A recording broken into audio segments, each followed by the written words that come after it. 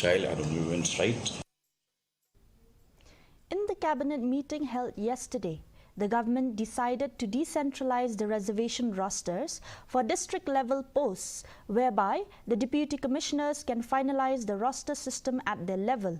Reservation of posts which are at the district level as per the 80% reservation for Khasis, Jaintias and Garos as in their respective districts. This will empower the DCs to finalize the vacancies in their respective districts without further reference to the state government. The roster system of at their level, meaning the reservations of posts which are at the district level. I mean, they need not come up to personnel department or the state government. The finalization of which post comes under which category as per the 80% reservation for Khasi, Jaintia and Garos in the respective districts.